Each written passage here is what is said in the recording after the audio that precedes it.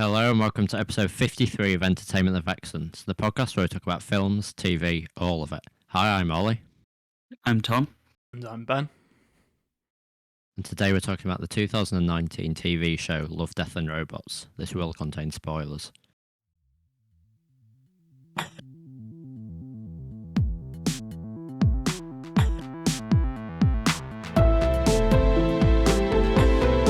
Yeah, that's interesting.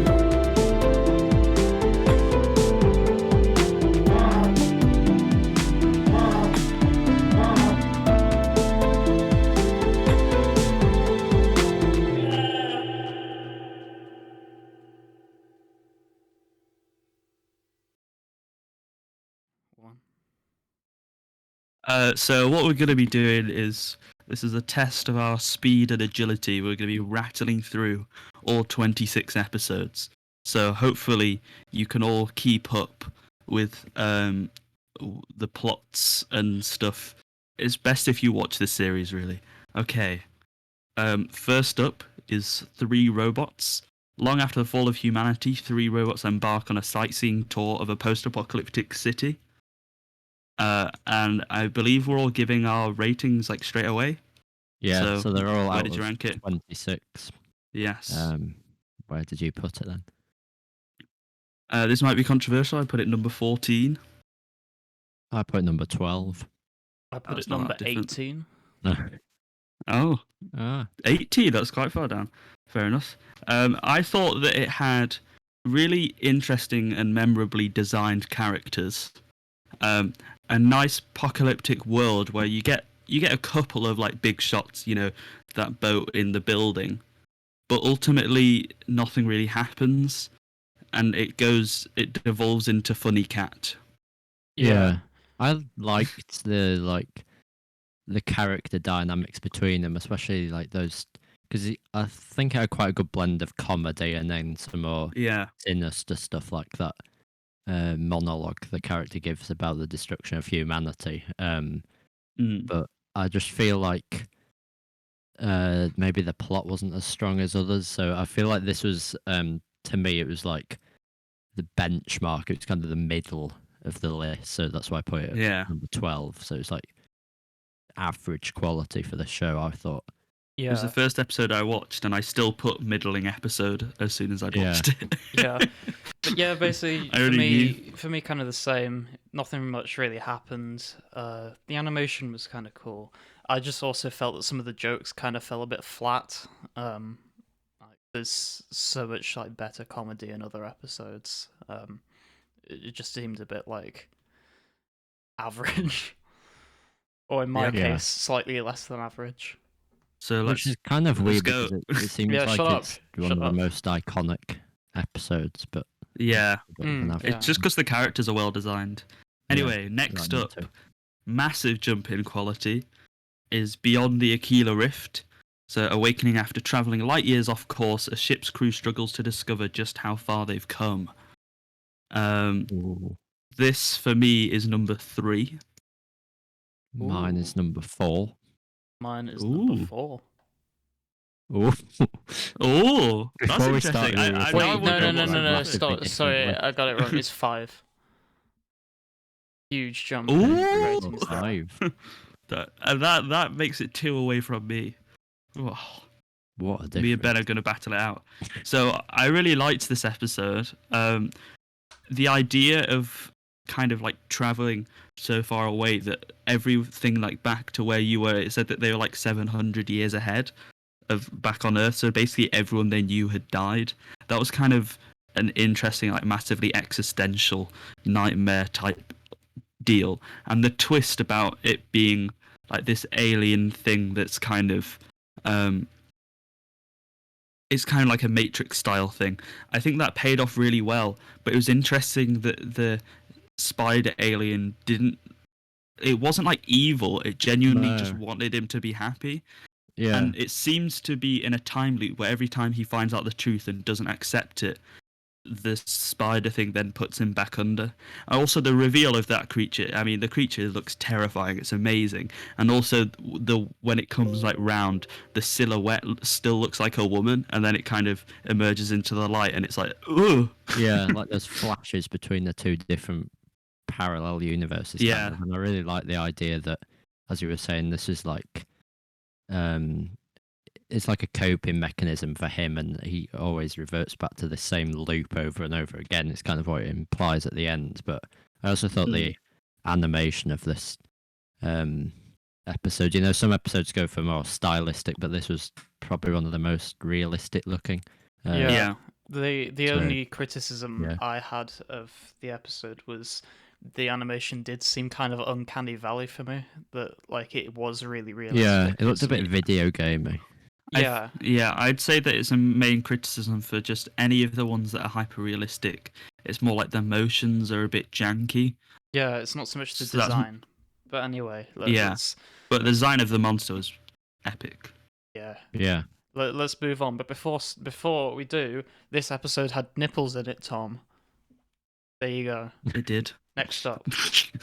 Next, this kind of really shows the jump in quality you feel like watching the show because it's an anthology. Because the next one is Ice Age, which is nowhere near as good as Beyond the Aquila Rift. A young couple moves into an apartment and finds a lost civilization inside their antique freezer. So for me, this is number 23. For me, number 26. For me, really? 22. Yeah. Really? Wow. Yeah. I feel like it was all Ben? right. He said 22, didn't you? Oh, I didn't. Yeah. I didn't hear. I feel like there's no episodes in this series that I like despise at all, but this was like the only one, right, that uses actual actors, and I felt like the acting in this was dreadful. Yeah, same. For a start. Yeah. It was really stale, and my notes say that like maybe that was the comedy they were going for, and I didn't get it, but it was just terrible. They weren't trying whatsoever. Especially from the man, I don't know his name, but it was awful. Oh yeah, especially the man. Grace. But it was like quite an interesting concept, but it just felt like, I don't know, it didn't feel like they were reacting to this for the first time. It felt like just their reaction to it seemed very sort of underwhelmed by the fact that a civilization was living in your fridge. I think that's more like writing, and also it's kind of a weird thing. It's like it doesn't really go anywhere. Like they all nuke each other and then miraculously survive, and then just disappear into some other dimension or something. Like there's not really a good conclusion, and it seems to be that the message is we'll survive a nuclear winter. I don't know. I don't know what the message could be. I mean, maybe it's more about like putting into perspective the size of humanity in relation to the universe, but I don't know. Yeah, I wasn't sure if it was also meant to be some kind of religious comment, perhaps, with like, I don't know, I can't remember exactly what they said, but just the fact that they were always looking down on them, and a few times you sort of saw the people within the fridge looking back up. But I feel like it was a good concept and it was very unique, but the execution was a bit disappointing for me, obviously, because I put it last. Yeah. So. Actually, looking at the surrounding episodes I've got it with, I think I'm going to bump it down to a 24. Oh, from 22? Yeah. You'll have to find out why with the other episodes. Anyway, next up, we have got... I didn't realise how alternate it seems to be, the quality of season 1 is only at the start, never mind. Next up, Sonnie's Edge. In the underground world of beastie fights, Sonnie is unbeatable as long as she keeps her edge. Right, this one for me is number 5. Ooh. For me, it's number 3. For me, it's number 22. Oh my! Oh wow, we've got our first controversial one. Okay, well, first off, you just hate British people. First off, nipples, Tom. Second of all, I didn't like understand it really. This was the one where it was just beast fights and stuff, and there was a huge monologue at the start of the episode that I just didn't feel anything for. It was just like a huge meh for me. It had great animation, but like it just left me like with nothing. That's weird. As I say, I put this number 3 because I feel like, although we'd already seen season 1 before, but I remembered the twist, so it didn't like have the same impact as it first did. But I feel like the action in this, in terms of the actual fight, was really good, and like this has the best action in the whole series, I think. And the character stuff they were able to do in such a short span of time, I felt was really compelling. And obviously that final twist is, well, like completely unpredictable if it's your first time watching. So I think this is one of the best. And it's an interesting like idea of fear being kind of a defensive force. And then there's also like loads of themes, because obviously one of the main things is power dynamics between men and women and rape. So it's quite heavy themes. But what I noticed is some interesting themes about like rape victims feeling that they get defined by that. Which Sonnie kind of says, I think she says like all they ever see is that night when they look at me or something. Yeah. And so that's kind of interesting. And then having to use something else to be able to like fight back against like this toxic masculinity or whatever, because obviously usually you're just physically not as powerful. I think there are a lot of interesting themes, and then using the beast, like I felt like quite near the end of the fight it was quite an obvious allegory for rape with that like bone sword. I don't know how I didn't notice it the first time, but then I was like, yeah, that's pretty heavy handed.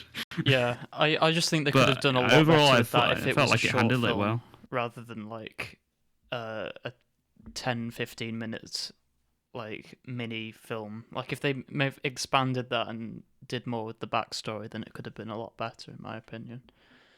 I thought it was one of the tightest written episodes. Yeah, I feel like with a lot of the really good quality ones of these, that they kind of work better in being so confined with time, because you're able to like, you don't have loads of exposition about the world or the characters. You just straight into the action, and I actually really like the world building they did at the start of this. So it's kind of interesting that that it didn't work for you, but I guess that's the beauty of this show.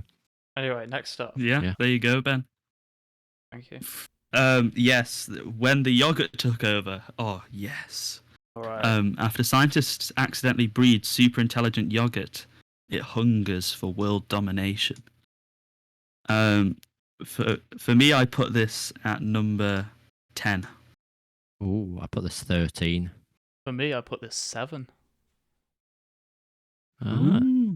See, I think it's quite an often overlooked episode because it's so short, but I think it's one where the comedy like hits pretty well, and also the unique animation helps it to stand out. And it's quite an interesting way to show.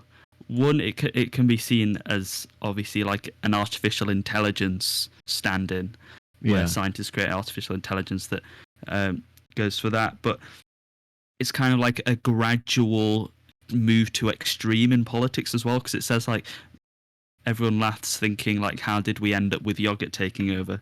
So I thought that was kind of an initial adoption of like populism in politics, but then over time, as you say, they start to, like, as you saw, the president was like making all the wrong decisions and stuff, so it kind of set out the groundwork of how sort of extremist regimes are able to establish in obviously a very unique way, and I felt like the comedy worked really well combined with the animation.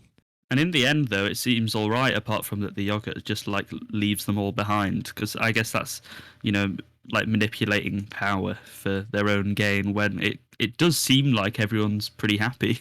Yeah, because they initially kind of introduced that utopia, but only in the areas that the yogurt has taken over. So that's kind of more of that, like, establishing complete control. Cool. It had nipples in it, Tom. Next. It did. The Secret War. So, elite units of the Red Army fight an unholy evil deep in the ancient forests of Siberia. Right, this one for me is number 7. Ooh, same. Oh, for me it's number 19. Oh, all right. Okay, why? Mine and Tom's lists are sounding very similar. I said mine would be big... controversial. Basically, just like I enjoyed the action. I enjoyed some of the character like developments in the short period of time. But it just didn't leave me any impression at all. Like I just like, yeah, it happened. So Yeah, that's fair enough. I might be a little bit biased, seeing as I have like studied the civil war in Russia, but I feel like this was a very interesting depiction of kind of wartime conflict and the way that the soldiers are dealing with it. But I also felt like it was able to, without really overtly showing a lot of the stuff with the aliens. I feel like the stuff that it did do with that was also like really great action, and the ending was really powerful. And I think it also kind of showed about how often the soldiers of the war are kind of left and forgotten by the higher ups, because they talk about not being able to trust them and just say like, why the heck have you summoned demons, because they don't want to reveal their past mistakes, but they still feel that they want to like defend their country and save people. And that ending with the music and then them just bombing all of the demons was pretty good. And also just in the action, it manages to like get character moments while still in the action, like the soldier that shoots himself and stuff like that. Like you just get interesting emotional moments within the action, which helps to fit in the short story with the music and all those moments, which I feel like heightens a lot of the like your feelings towards these characters who are sort of, as you were saying, fighting for their country more than anything else. Cool. Well then, next we've got Sucker of Souls. Unleashed by an archaeological dig, a bloodthirsty demon battles a team of mercenary armed with cats. Okay, this is number 20 for me. Same, mine's 20 as well. This is what? Me and Ollie thought we'd be fighting. Yeah. What the hell? Like, what about you, Ben? Mine's 16. Okay. Yeah. Basically, it's like, animation was pretty cool because it's 2D, and it's like a comedy action horror, I guess. You don't really learn that much about characters, and it's got a weird thing of where they give the vampire a penis purely for the reason for one of the characters to shoot it off. Yeah, that was funny. Yeah. I feel like this one was just a bit also funny mediocre. Cat. Yeah, what's their obsession with cats? I mean, I found some of the lines were sort of funny, but like it was more, I guess, the delivery than the writing. Yeah, that's pretty much it. Yeah, it's not a great deal to say about this one. Yeah, I guess we'll move on then. The Witness. After seeing a brutal murder, a woman flees from the killer through the streets of a surreal city. This one is ranked number 4. Ooh, mine's number 10. Mine's number 2. Ooh. So, actually, before I rewatched this, I was thinking it would end up higher, but I gotta say I was quite impressed with season 2, so it ended up down there. But I still definitely think it's a very good quality episode, and I think the combination of the writing and the animation kind of encapsulates a lot of that like sense of chaos and disorientation that both these characters are established sort of experiencing, which obviously links to that ending where it doesn't really, it sort of leaves a lot of stuff unanswered, but it allows you to put the pieces together to understand what's happened. Yeah. I also thought that this had some of the best animation in season 1. In my opinion. Yeah. It's because it's the Spider-Verse people, so Yeah. you're in for a good time. Yeah. And I think that it has like a lot of world building and character building just without explicitly having to do it, with just like the towering apartment blocks and like adverts everywhere, which obviously signals it's cyberpunk. And then you kind of get the sense that this woman is just like living on her own and is quite jittery and kind of has to fend for herself and might be struggling, hence with like being a stripper and stuff like that. But it kind of, it's got like things about communication is obviously being important, because he never gets to say like I I've no idea what's going on, and I like what the heck is happening. And I guess the twist at the end where it kind of seems to be the cycle suggests, it's kind of got that violence begets more violence theme. Yeah. I have found myself like genuinely rooting for the character as well, which is kind of hard to do in such a short period of time, but the series seems to do like very well.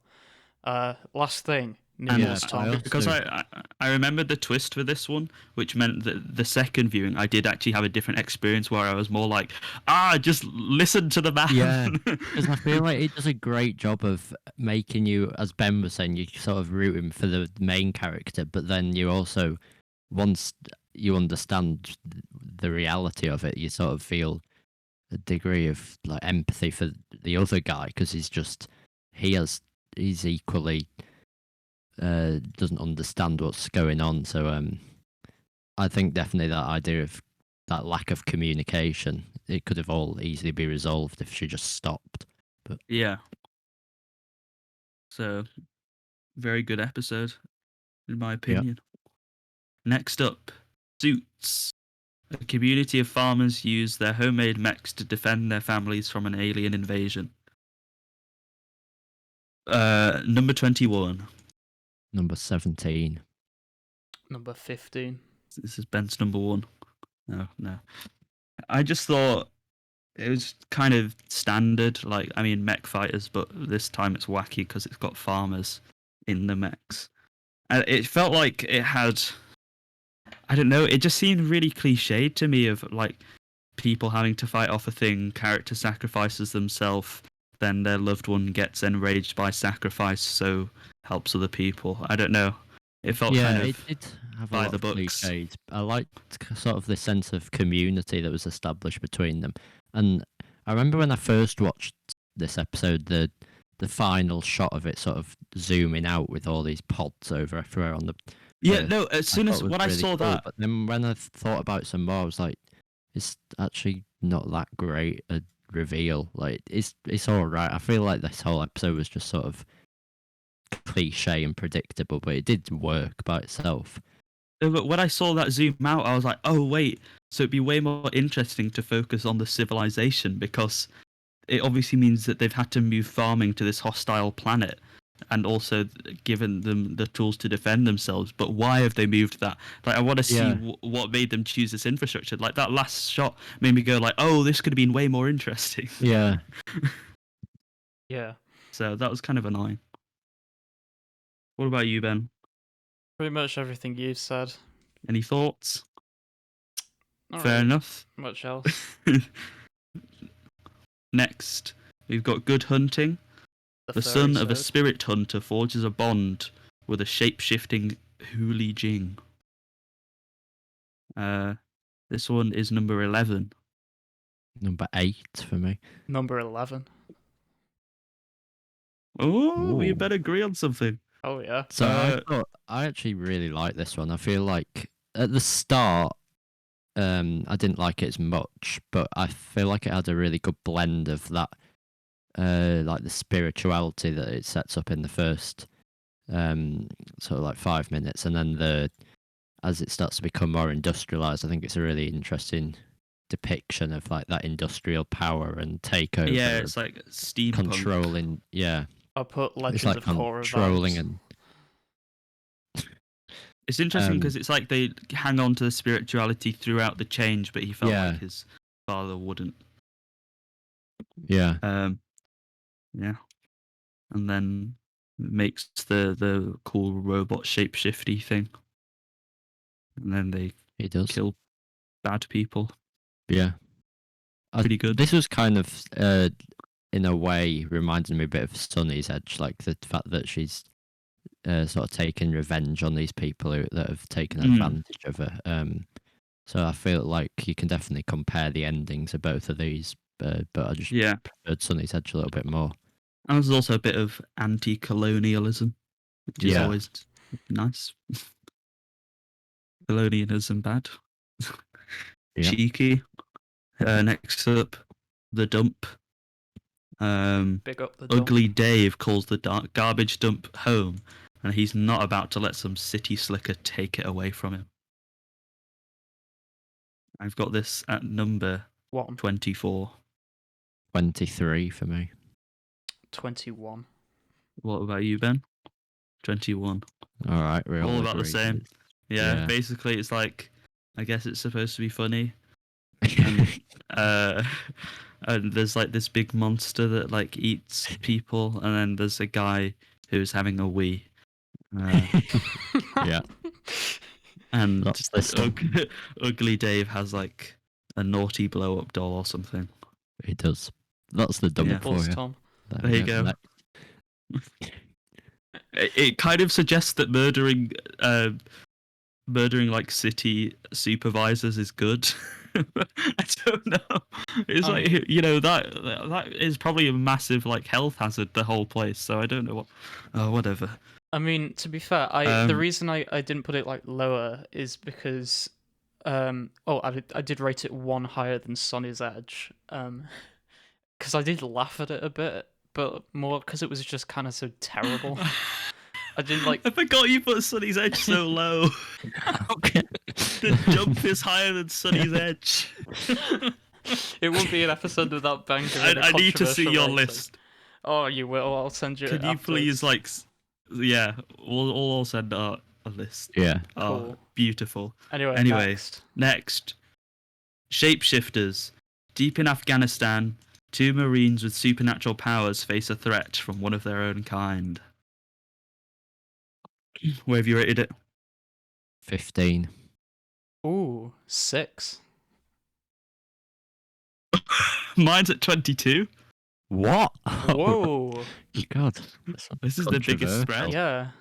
See, I agree with Ben more than you, even though there's a bigger difference. I mean, the reason I kind of rated it high is because, like, I mean, the only criticism I really had of it was the animation was uncanny valley. I like the sort of idea of, like, there being a sort of, I guess, racist allegory, maybe, of, like, treating people differently, and the guy has to look out for his own kind because no one else really cares about him and treats him as different.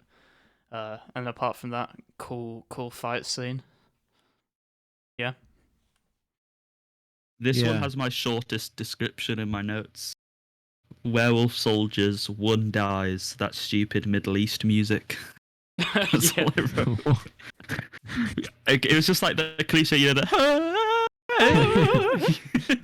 that they always use in war films set in the Middle East. I was like, I hate it. And I just felt like I didn't really care about the werewolf soldiers, really. This isn't just because I've watched Twilight, guys. Just... I like the elements of the conflict and like that sense of racism or xenophobia or whatever, but the thing is, they are different, and they're like better. Yeah. So it felt like it was wrong, and then the fight kind of reminded me of the fight in Venom. I couldn't really tell who was who. I don't know if that's just me, but I mean, I liked the like broken leg bit. I was like, oh, tasty bit of gore. I thought the fight was all right, but I don't know. Cool. I don't know. Just didn't really do anything for me. I was like, oh. No, I did like this one, but I think it just goes to show the quality of some of the ones higher up.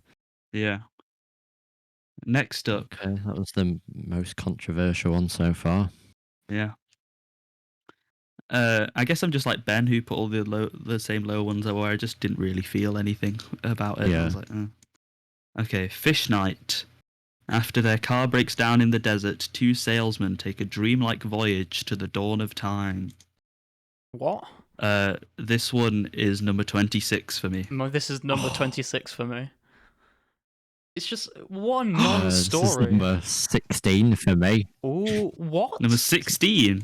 Yeah. Why? Actually, because I'm gonna look at all the ones you rated lower than this.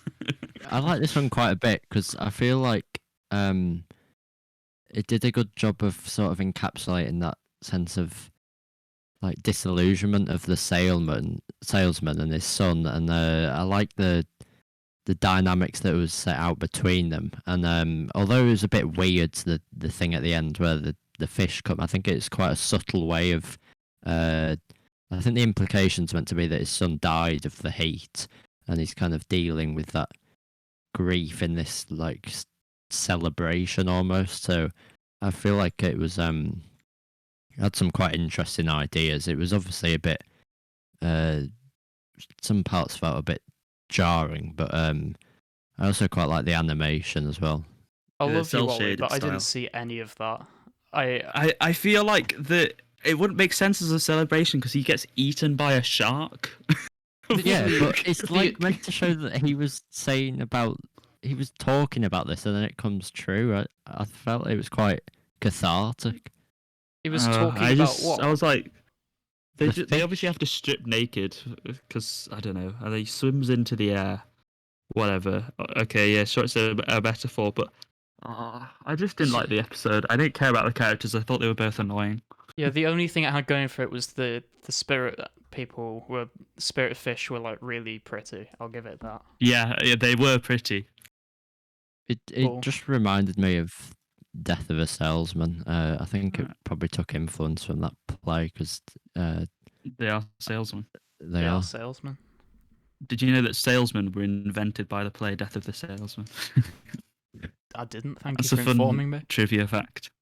Right, I'm next. sure it was probably influenced. But I think there was something about like appreciating what came before us because they mentioned that like the desert used to be an ocean floor, so it's kind of like appreciating the past, I guess, and seeing the beauty in it as well. But it was kind of weird that he just takes all his clothes off, swims into the air, and gets eaten by a shark. Yep. Well, Next yeah, up. but And they you've just got a good Anyway, episode, really good. no. Helping Hand. Helping Hand. Stranded in orbit, an astronaut must choose between life and limb before her oxygen runs out. Okay. For me, this is number 2. Ooh, Is it? Yeah. This is number 12 for me. this is number 8 for me. Oh. I really like this one, obviously, as you can tell. can because tell. I just, I feel like it had obviously quite a minimal plot, and it managed to do so much with so little. Like I really like the way they built suspense, and just that moment where she actually rips off her hand and sort of uses it to get the momentum to get back to the ship. And the only complaint I probably would have had is I might have preferred it if it sort of finished when she'd returned back to the ship, because when she got back and then that guy speaks to her and he's like, "Do you need a hand with anything?" It's a joke. Um, It's a joke because she lost her hand. I did really like the tension.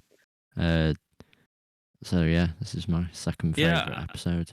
I think I agree that the tension and stuff is really good, but I kind of looking at the episodes I've put above it, they've usually got like more. I think they seem more thematically coherent. So it looks like I more prefer like the themes that are brought up, and because this one felt more like a tension-driven one. Yeah, That's why it it's wasn't not as high up theme for me. But I did like her sense of like when she found out that her oxygen was kind of depleting, and she had to make that decision about Yeah, the idea of sacrifice, and that genuine sense of sort of despair and pessimism that she showed Yeah. when she found out. She was like, "I'm not going to make it back." But then I really like the kind of that sense of vulnerability and having to go to the extreme of doing that just to save your life. I thought it was really compelling. yeah, that's fair.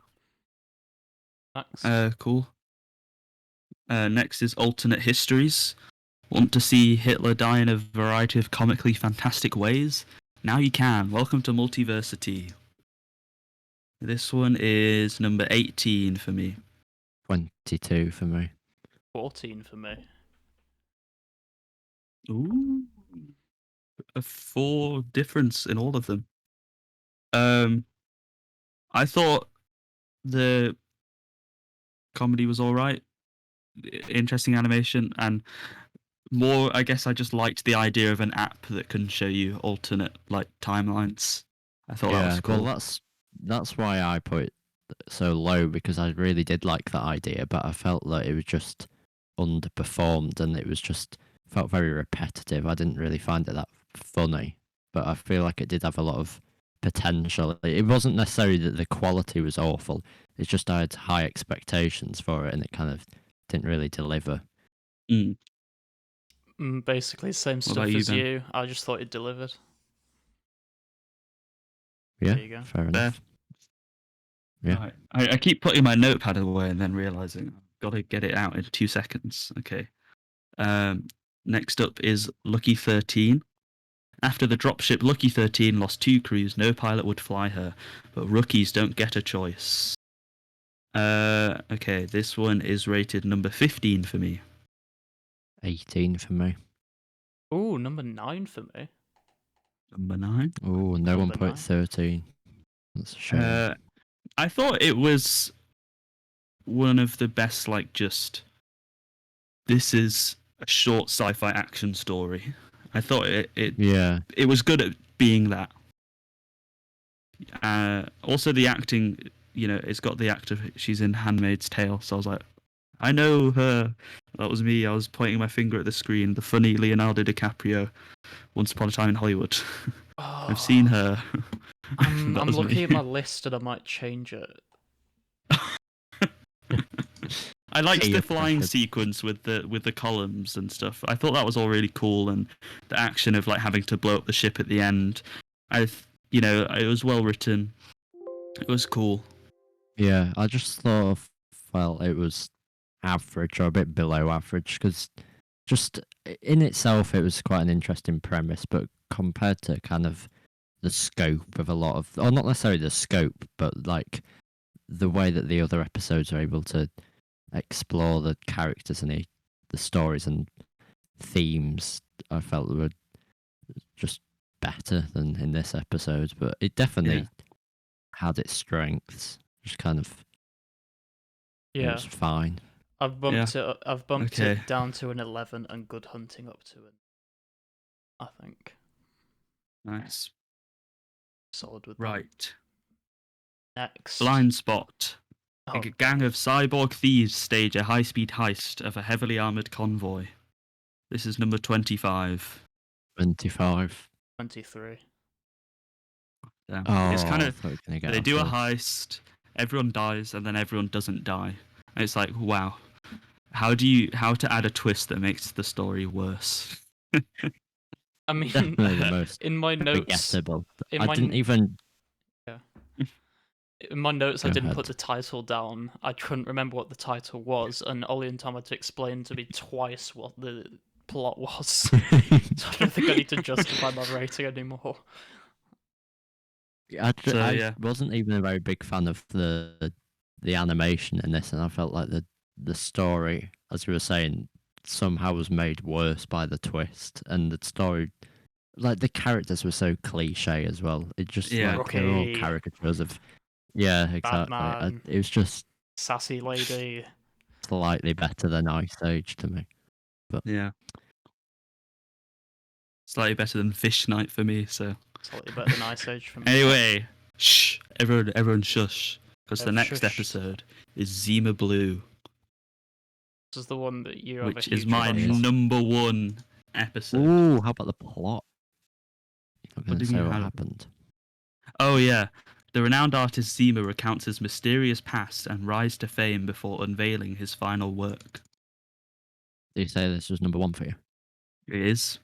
It's number 24 for me. No, it's not. It's number 5. Number Okay. 3 for me. There we go. Few. They're not. There's no beatings have to be given out. But I thought this was really good. Like even the cinematography, where it's got that cyclical shot structure, where the first one is that like still blue waters, and then the ship comes on from the left, and then at the end it's got the Zima as a like robot leaving to the left off the pool with the same kind of shot, and it kind of signifies his return to simplicity and what he felt like his main goal was. And it's just interesting themes about like using art to explore yourself, and kind of how I felt like Zima was initially expanding his ego, making bigger and bigger blue things, because blue kind of represented himself, to try and spread out and see if that's what gave it significance, with that cosmic scale.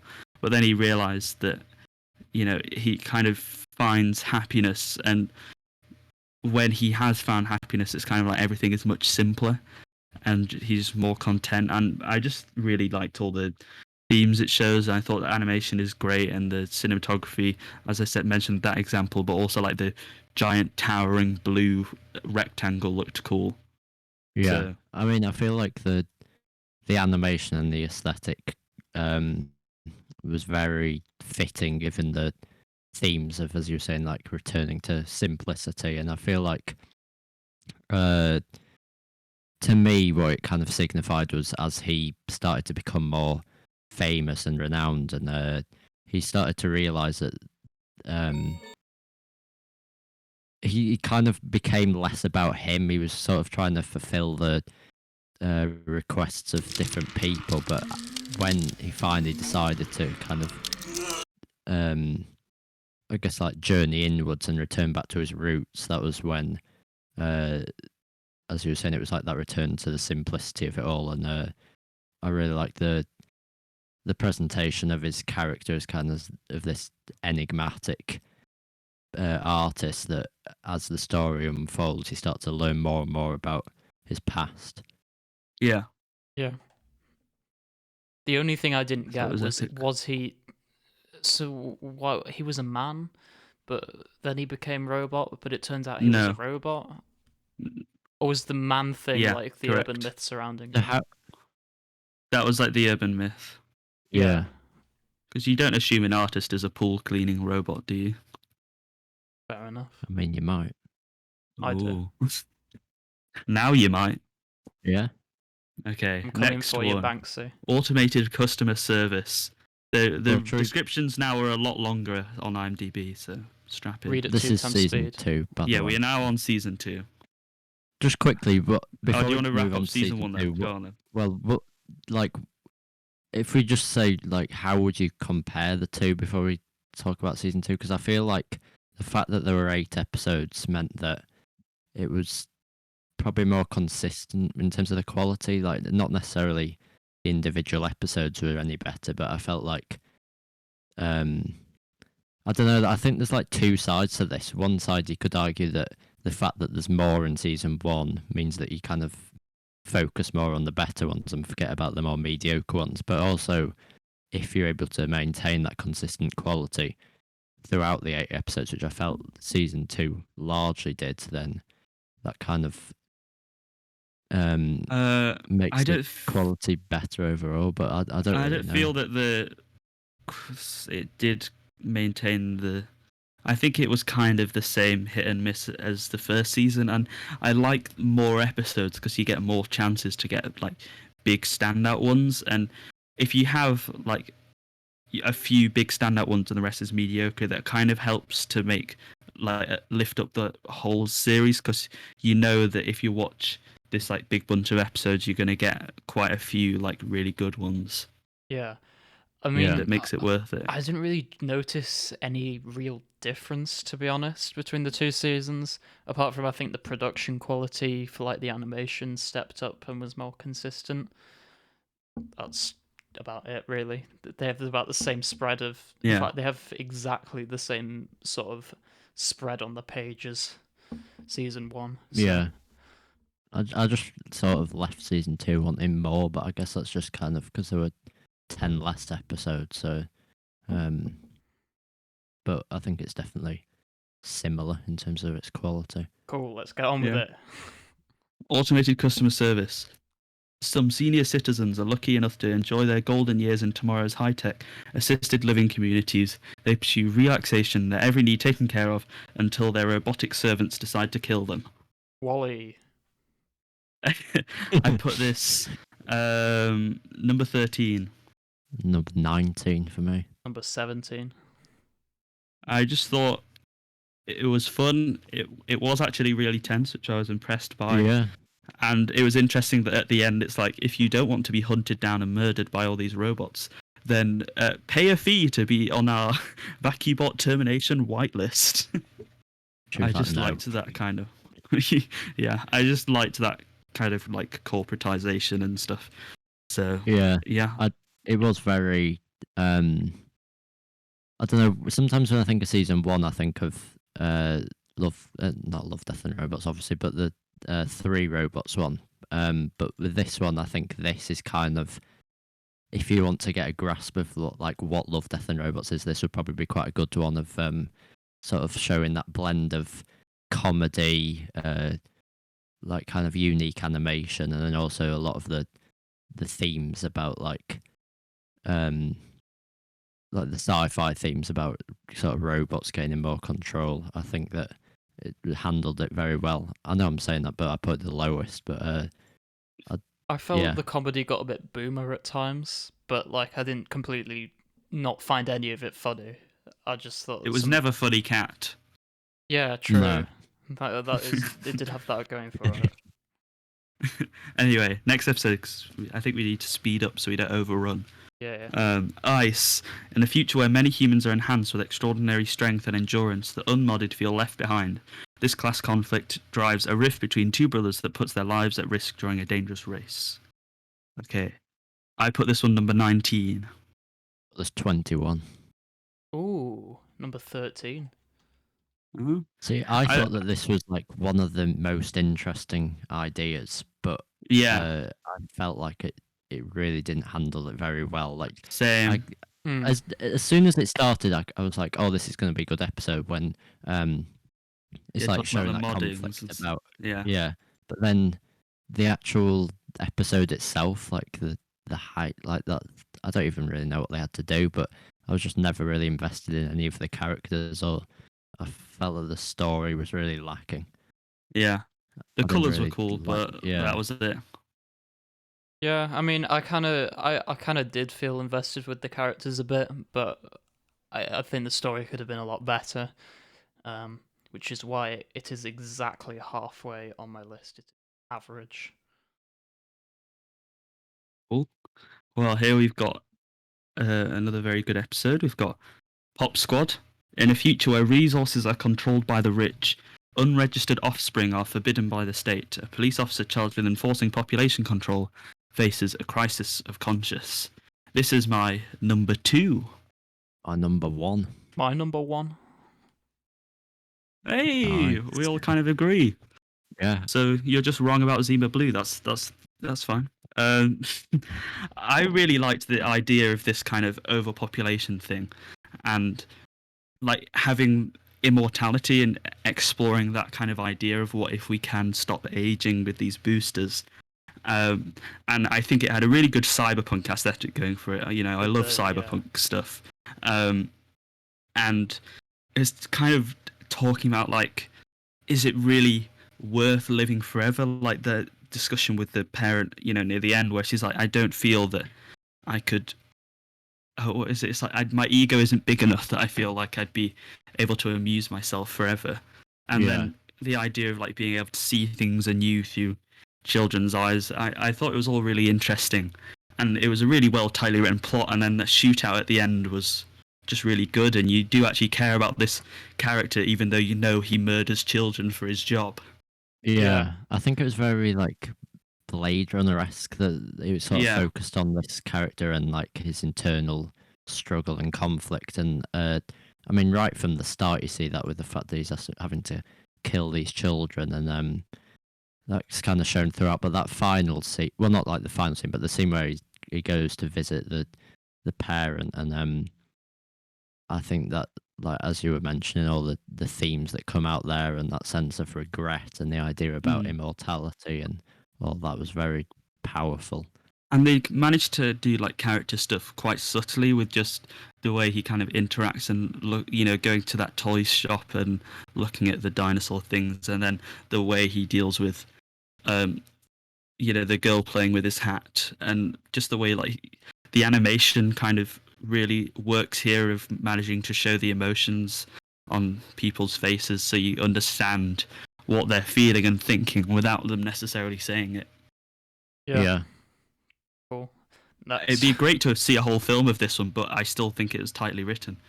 Anyway, next. Snow in the desert on an arid, scorched planet at the edge of galactic civilization. An ageless albino named Snow is hunted by an assortment of hired killers. But after a beautiful stranger named Hyrule, I can't remember how it's pronounced, saves his life, she reveals her own plans for him. Okay. Unfortunately, no nipples, Tom. This is number 6 for me. Number 11. Number 20. What? I thought that there'd be someone that would rate this one higher. It kind of has similar themes.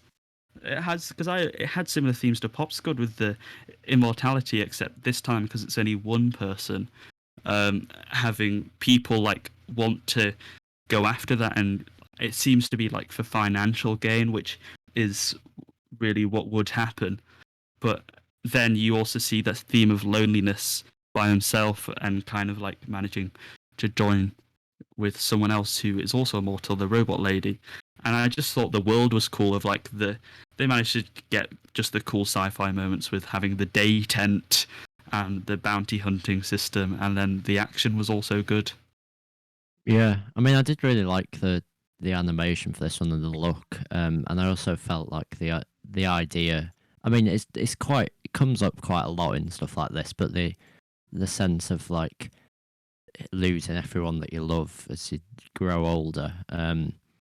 Yeah, it was, as I say, it was quite predictable, but it did work quite well. And then also like that final twist with her was good, but I don't know. I felt like nothing. It wasn't like that stand out. I just feel like it handled everything really well, but nothing like exceptionally well, if you know what I mean. Yeah. You put it 11 though, which is understandable. Yeah, I kind of felt 20. I kind of felt the same, but like it just didn't do anything for me really. I don't really know how to explain it other than that. It just Didn't do I anything. don't feel like it expanded on the character well enough. If that makes sense. Okay. Right, next. Right. The tall grass. When a train makes an unscheduled stop in the middle of nowhere, a lone traveller is lured into the surrounding fields by ethereal light. But this curiosity may prove deadly when he discovers the hellish source of the illumination. I put this one number 17. This 14. 10. I thought the animation was cool. The ghouls was alright. I started to get a bit bored when they were just constantly like fighting, and then it's like 3 times he gets saved or whatever. I just kind of found it. I found it weird at the end that they then kind of explained everything, but not in a way that actually said anything. It was like already information we knew, and I would have preferred if the train driver didn't do that and they just kind of ended when he got on the train. It was a bit weird that he knew about it. Because you'd have thought, well, maybe. Well, I think he knew that because he did tell him not to like leave the train. So I assumed he knew already without them having to have that speech. Yeah, so I do agree that they were like explaining things that you already knew, but I did like the animation. I thought was top tier, and I also it was good. Like the just the moments within the grass itself. I've realised from my list, I thought that I was that I'd be more I'd lean more towards like the story and theme ones, but I quite like ones in here that have good amounts of tension and building suspense, because I feel like this was really good in this one, and you're genuinely rooting for him to like return to the train. Yeah. I mean, Any thoughts, Ben? I thought it was a bit better because I like the sort of unanswered questions around it. It left me like thinking about it, like, and especially when he was like, "Oh, there could be some sort of other dimension back there." I'm like, "Ooh, what could they be? that sort of stuff. Yeah. No nipples, unfortunately. Okay, next up, all through the house. On Christmas Eve, a young girl and her little brother lie awake. When a jingle of bells announces St. Nick's arrival, they sneak downstairs, hoping to catch a glimpse of the mythical gift giver, but find something unexpected. This one I gave just above the tall grass at number 16. I put this 24. I put this 25. Really? What? Yeah, Why I do you think hate that it? it did a I good thought you job liked the of- tension ones. This has been done to Well, death, this yeah, it was- story. Like, Yeah. I'm sure, like, Syriac, that channel that does, like, sort of absurd, surreal, like, stuff on YouTube. I swear he's done something identical to this that was a lot better. So it's happened in Doctor Who as well. Like, it's I been felt done this I to one- think the death. stop motion animation was really good, though. Yeah, I felt like this one suffered from being too short, and I thought it was perfect length. yeah, but then again, I don't really know what they could have done with it Yeah. any longer, because I like the fact that it's like a lot of these they might like cover it up in this animation that looks quite child friendly, but then it's the complete opposite. But I don't know, it just didn't leave the I greatest think impression. Wow. what made it Santa's different a for me, because monster. at first when I watched it, I was like, oh, it's doing Santa as a monster thing. But I thought the fact that it did actually just give presents was interesting, because it felt like it was highlighting the like weird creepiness within the Santa like folklore, about the naughty and nice list and seeing you when you're sleeping. I thought it kind of, it was an interesting almost satire of that. I felt like it could have done without the last line, which was like, what would have happened if we weren't Yeah. good? Because it's like, okay, yeah, whatever. But I did like the mix of like the tension and comedy with, in terms of like how absurd it was. But just the fact that it did just give them presents, so that one of them's like, it's exactly what I wanted. Yeah, Yeah. So I just kind of quite liked it. Cool. yeah, Next. I can see why. Next, Life Hutch. When his ship is damaged in battle, a combat pilot crash lands on a desolate planet. Fortunately, there's an automated shelter on the surface he can take refuge in until rescue arrives, if he can survive that long. This one I've put at number 9. Oh, same. I've been slowly bumping this up my list. I can't remember what it was originally, but it's now a 12. Yeah, I'm Yeah. actually considering it moving up a little bit, maybe, because as I was saying about the tension, I think this is one of the best ones for that. I was and, considering moving it down. I really like the scenes where the robot stands on his hand. Is like you can. Oh, really that was feel good, that, yeah. And then it shows uh, this one has the best gore of season 2. Oh, yeah, and the way he hands. uses that light to trick it. But I Yeah. think the only thing that really let me down was I'd have liked it more if it just focused on him alone. It didn't show anything else, like the battle going on outside. I felt like it would have been better if it was solely his story, and Yeah, it 'cause felt that would like have I kind was of, like, if missing you look out. at Helping Hand, for instance, that's just it focuses on her alone. So It maybe felt reason like I I put was this one missing a previous quite high episode up- that was meant to like set this up. yeah, but I kind of The- like that it just threw you straight into it. Yeah. The reason I put this one higher up than maybe I would have done is just that I liked the idea of life hutches, because when you think about like space battles, and if you crash, it's going to be on some desolate planet, you're not going to have like enough oxygen to survive. So I thought that was like an interesting solution to a problem that has kind of existed in the background of sci-fi. So I liked that, and I also just liked the like non-chronological order type stuff. Because if it did start with a fight, I think it would just make it seem more over-bloated. But because it was included as flashbacks, it didn't feel that bad. Yeah, Cool. it kind of reminded me of that Inside Number 9 episode that's like told backwards, but it wasn't quite that extreme. Yeah, Cool. once removed. Anyway, final Final one. episode, The Drowned Giant. When a 200-foot-tall naked body washes ashore outside a small fishing village, crowds gather to witness the spectacle. A local scientist documents the Leviathan's surrender to nature. Okay, this is my number 8. My number 6. My number 5. Yeah, this is Oh? I criminally thought I would have underrated. put this like higher up than everyone else, but Obviously not. It kind of made me despair of humanity. Just the fact that they find this body and the first thing people do is like run over it, and Yeah. you see that over time, like the degradation of the body and the way that it's just forgotten basically And after a week. I think it was really a really interesting way of kind of and the way that juxtaposed with this scientist's genuine fascination in it, and the way he's kind of trying to explain it. I felt like that was a really great kind of perspective on the ways that just humans in general kind of respond to inexplicable things like this. Yeah, I also really liked the themes of kind of, it more felt like how like the legacy people leave after they die, where it's initially like this huge thing which people are gawping over, and then it gradually starts to decay and looks bad, but then you notice, he sees like the bones kind of hung up, and he says that it represents the giants like a huge size better than when they were actually attached to him. Yeah. And it's kind of this interesting idea of how like people's lives affect other things like after they die and stuff. So I thought and the themes of like decay and legacy were cool as well. Yeah, and he was presented as kind of genuinely being fascinated by and respecting his legacy, because it took him a while before he actually stepped on his body. So he was kind of trying to preserve that for as long as possible. But then when he realised that it had kind of been destroyed by other people, he started to just kind of accept that, and as you were saying, look at the things like the bones and what that sort of represents after his death. Yeah. The only criticism I had. What was the thing you'd written in your notes for this, Ben?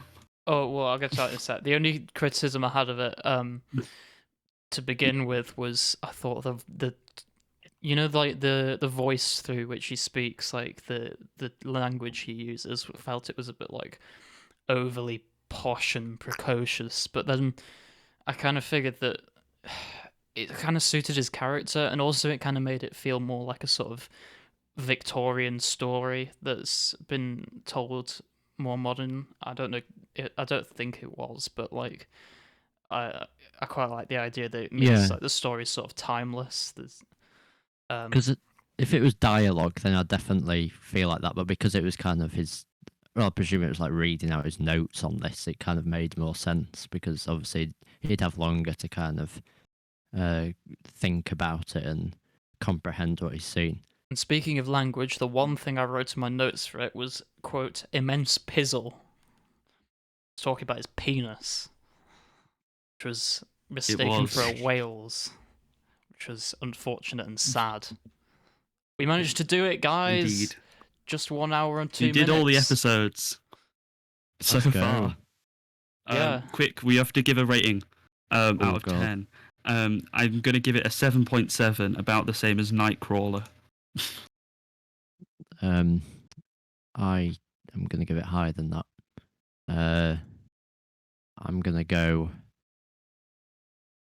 8.3. Oh, I'm just thinking of like all the mediocre episodes. I think. But I feel like even the brings it down. mediocre bad episodes, none of them stood out as being terrible in my opinion. So I think I'm going to agree with Tom and go 7.7. There are a lot of stuff in there that's sort of either mediocre or, like in the case of All Through the House and Fish Night, just outright bad in my opinion. But don't hate on Fish Night. Don't hate on All Through the House. But like, when you look back on it and you've watched the whole series, you don't tend to remember the bad moments as much as the standout ones. And like, like Pop Squad, Zima Blue, Aquila Rift, The Witness, all of those sort of things. Like, I just felt really good, really good. Yeah. Sonnie's Edge. Yeah, that was 24. Really good. Okay. Oh wait, no, 28. Over an hour. Show. Let's go. Cool. Yeah, we if did. You have a submission, can I say my recommendation? No. Oh no! Just because you missed the submission spotlight, you don't get to say it. So get wrecked. No, please, because it's Follow us- relevant. Follow us on. Be quick. Right. You have to recommend it in 10 words. Yeah, 10 words. And you've got 10 seconds to prepare. Moon. 10, Moon. 9, Sci-fi. Good. 7, 6, Cerebral, 5, not 4, action. 3, 2, Well shot. 1. Low budget. And You what have is to guess it? what it is now. I said moon. Moon. Oh, It's called Moon. Oh, Moon. that was one of the words. yeah, that's why I said it at the start. Is it Oh, a film or a show? Yeah, it's a film. Cool. Nice. Were you not listening to the 10 words? I was. I thought that was one of the words. Yeah, same. I thought it was you talk about the plot. It Alright. was one of the words. I was using moon to say Yeah. that Shut up. that's what the Follow us film on was. follow us on Okay. Twitter and Instagram at EOV Podcast. Go to our website entertainmentofexcellence.weebly.com. Subscribe on YouTube. Next week. Next we're week. doing Yes. Falling Down. Yeah, like that Indeed. giant. Alright, see ya. Yeah. Indeed. All right, Ah, see see ya. ya.